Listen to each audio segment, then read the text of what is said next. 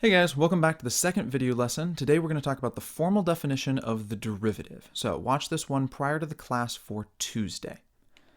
Alright, so when we think of slope, we usually think in terms of straight lines. After all, that's what slope describes. That's how it was introduced to us back in algebra.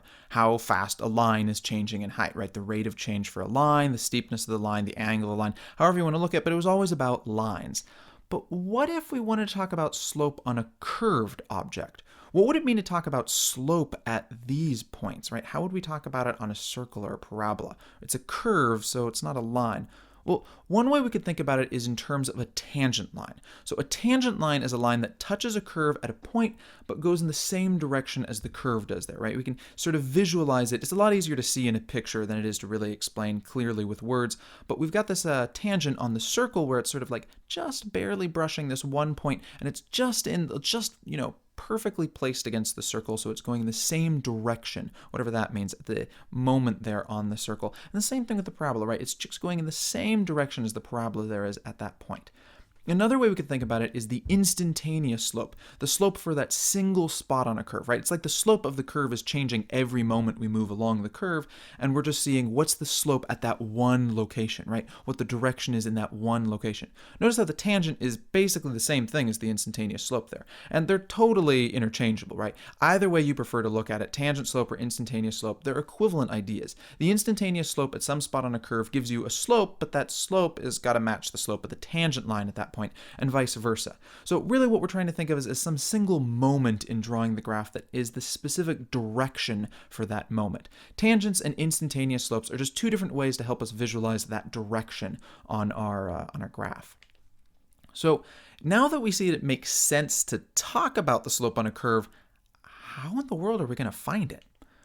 All right, so remember what we talked about last time. Say we've got some function f of x and we want to find the instantaneous slope at location x equals a. Well, we can apply what we talked about last time and we can go with a difference quotient. Remember, the difference quotient allowed us to find the slope between two locations on a function, right? So we're starting at some a, we're moving h forward to some a plus h. So our difference quotient is going to be that our average slope between those two places is f of a plus h minus f of a, all divided by h.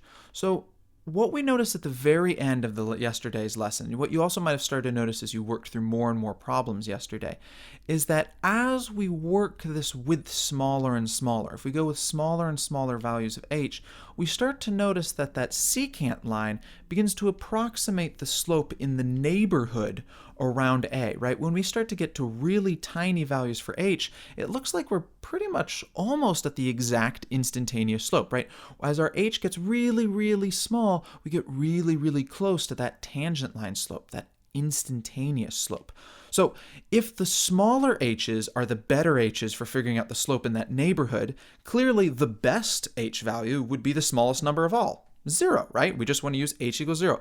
But if we plug in h equals 0, we've got f of a plus h minus f of a over h, right? Our difference quotient. But plugging in h equals 0, f of a plus 0 minus f of a over 0, and f of a minus f of a is we've got 0 over 0, and that's super bad, right? It's not even like we're dividing just by 0. It's 0 divided by 0, which is even worse than dividing by 0, frankly.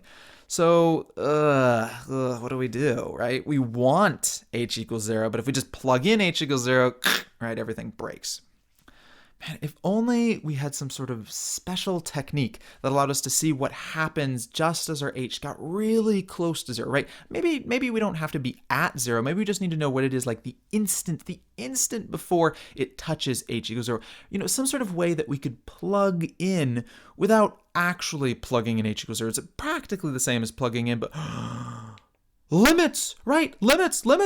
We've been thinking about limits for so long. This is the reason we talked about limits, so that we could get to this point where we realize that if we apply a limit of h goes to 0 on that difference quotient, we can figure out precisely what that instantaneous slope is. So we can figure out that precise value by looking at the moment just before h equals 0, which is to say the limit as h goes to 0. So we apply that to that difference quotient for that location a, right? Our instantaneous slope at location x equals a is just the limit on the difference quotient at a. So limit as h goes to 0, f of a plus h minus f of a all over h.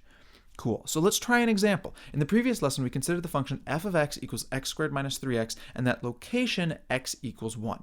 What if this time we wanted to find the instantaneous slope at x equals 1? Well, we just break out that instantaneous slope definition for a location, right? H goes to 0, f of a plus h minus f of a over h. We're interested in the location x equals 1, so we use the value for a of 1. Working through the limit, right? Limit as h goes 0, f of a plus h minus f of a all over h. We plug in a equals 1, f of 1 plus h minus f of 1 all over h. But notice this time it's a limit as h goes to 0, so we aren't going to have a value for h. We're going to deal with it as a limit. We apply our function, right? Applying the function to 1 plus h, we get quantity 1 plus h squared minus 3 times quantity 1 plus h minus the entire thing on the right there, 1 squared minus 3 times 1, right? Remember, you got to wrap that thing on the right all in parentheses something, so that's the entire f of 1 being subtracted from the other stuff. So applying 1 squared minus 3 times 1 over h. At this point, it's just a matter of simplification. So 1 plus h squared, we get 1 plus 2h plus h squared minus 3 distributes onto 1 plus h. We get minus 3h. 1 squared minus 3 times 1, just like we saw in the last video lesson, becomes 1 minus 3, negative 2. So minus negative 2 on the right there.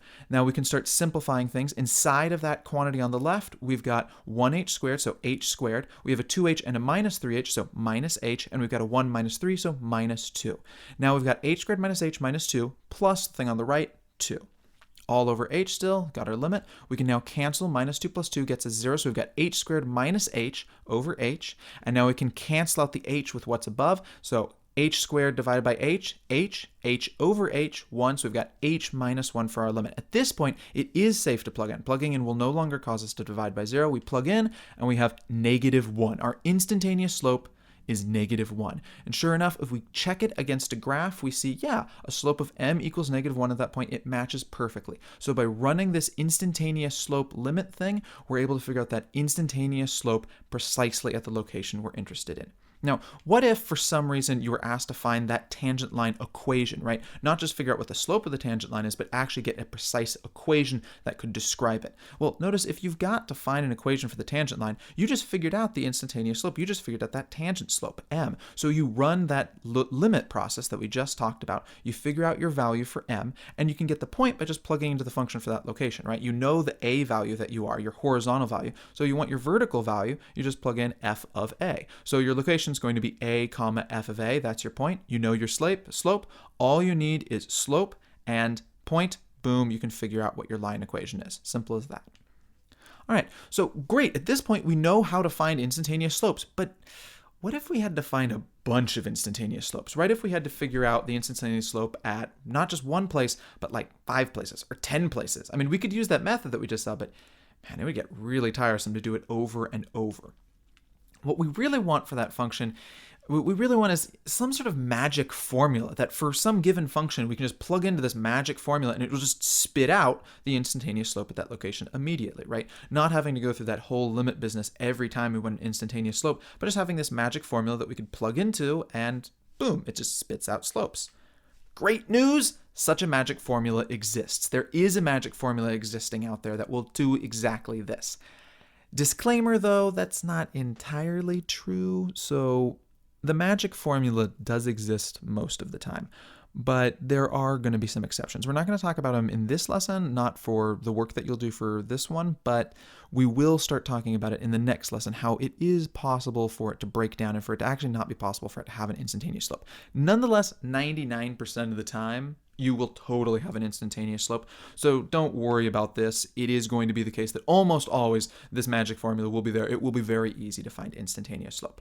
So magic formula isn't what we actually call it in math. It's got a different name. We call this magic formula the derivative. So the derivative of a function tells us the instantaneous slope on the function for any location that we plug into the derivative, right? You've got your derivative, you just plug in a location, say, hey, derivative, tell me what the slope is for this location. It chugs away, boom, pops out what the instantaneous slope is there. Really, really easy. The notation that we use for this, the way that we normally denote the derivative for a function is by putting a little tick mark just after the function's letter or symbol or whatever we're using for that function. So, for example, the derivative of f of x, we'd show with an f with a little tick mark after the f, right? So f tick mark of x. The derivative for g of x would be g with a tick mark after it. The derivative for smiley would be smiley with a tick mark of it. Now, we don't actually say tick mark when we're working. The way that we speak it out loud is whatever that function letter, function symbol is, prime. So the derivative of f of x would be f prime of x. G would be g prime, smiley would be smiley prime, etc., etc., etc. All right, so how do we actually go about finding the derivative? It's actually surprisingly similar to how we found instantaneous slope, but this time we do not plug in some location value, a equals location, right? We're not going to put in a equals 5, a equals 1, a equals whatever value. Instead, we actually want to leave it as the variable x, or whatever the function's variable is, right? If we work that limit process without having plugged in a variable x, then that means at the very end, we'll have done the limit, but we'll actually have a variable that we can still plug in later on and just get that slope out of it really easily. So you leave it as the variable x, and that puts you in a position to be able to easily find it after you've worked the limit process. So what we're doing is we're creating a new function from that function we started with. We call this new function that we're creating the derivative. And this derivative function tells us instantaneous slope for that starting function we worked with. The derivative of f of x we call f prime of x, and the way we find it is we do that limit process. Limit as h goes to 0 of f of x plus h minus f of x over h. Notice how it's almost just like instantaneous slope, except instead of plugging in some a location, we leave it as the variable x. Okay, so let's take this new derivative idea out for a spin. How can we find the derivative to x squared minus 3x? Well, it's as simple as setting up that derivative limit, working it out. Let's figure out the same function we did last time. So f prime of x is going to be the limit as h goes to 0 of f of x plus h minus f of x over h. That's just the definition to derivative. So to do this, we need to apply f to x plus h and f to x. So f of x plus h, well, f of x is x squared minus 3x, so f of x plus h is going to be quantity x plus h squared minus 3 times quantity x plus h, minus, and then all of f of x. Once again, remember, it's subtracting that entire function, so you got to wrap it in brackets, parentheses, just make sure it's an obvious quantity, clearly subtracting that whole thing. So minus f of x, x squared minus 3x all over h. Let's move this to a new slide so we have a little bit more room to work. So it's the exact same thing that we had written on the previous one, just written again. So at this point, we need to simplify a bit. X plus h squared is x squared plus 2xh plus h squared. Minus 3 on x plus h is minus 3x minus 3h. Minus our quantity on the right, so the minus distributes. We've got minus x squared minus 3x cancels to plus 3x. So our right side is now minus x squared plus 3x. All over h still working that limit out. At this point, we can simplify. Our x squared in the left part gets canceled by the minus x squared on the right part. So we've got no x squareds. The 2xh, there's no other xh's out there, so it moves on to the next line. H squared, also no other h squareds out there, so it moves on to the next line. Minus 3x gets canceled by the plus 3x on the right side, and minus 3h, no other h's out there, so it moves on to the next line. So in the end, we've got the limit as h goes 0 of h squared plus 2xh minus 3h all over h. At this point, we can cancel out. We divide the h from everything there. Now we've got the limit as h goes 0 of h plus 2x minus 3. At this point, we can plug in with impunity. We plug in, and we simply get 2x minus 3. We found the derivative to f of x. Great, so now that we found that derivative for the function we were working with before, right, f of x equals x squared minus 3x, we found that its derivative is simply f prime of x equals 2x minus 3. Our derivative is just this expression, 2x minus 3. That's our magic formula for slope. Now we can check this by using it against the instantaneous slope that we did last time. If we want to find the instantaneous slope for any x location, we just plug in that x location. So for example, we can check what we had last time. If we want to know the slope at x equals 1, then f prime of 1 is going to be 2 times 1 minus 3. So 2 times 1 minus 3, 2 minus 3, we get negative 1. Negative 1, that's great. That matches exactly what we had last time. Looks like this thing works just fine. So if this is wonderful because not only does it match our previous work, we can now really easily find the instantaneous slope at any location, right? If we want to know the slope at x equals 4, f prime of 4 equals 2 times 4 minus 3. So 8 minus 3, 5. Immediately, without having to go through that giant limit process, we're able to just plug in and boom, we get the slope really, really fast. So instantaneous slope at x equals 4 is 5. Very, very little effort at this point. If we want to know the slope at x equals negative 3, we just plug in 2 times negative 3 minus 3. We get negative 9. Boom. Really fast, able to get the instantaneous slope. Almost no work now compared to when we had to work that giant limit process, right? So notice, anytime you've got to find more than one instantaneous slope, right? If you've got to find 2 instantaneous slopes, it takes way more effort to do 2 limit processes than 1 limit process. The derivative might be a little bit more difficult than 1 instantaneous slope because it's got a variable instead of numbers, but for the most part, it doesn't take that much more time, and it's just a fraction of a little bit more time, and then it gives you this thing that you can plug into really, really easily to find any number of instantaneous slopes that you want. So the derivative is pretty great, right? It's a really, really wonderful way to be able to find slope.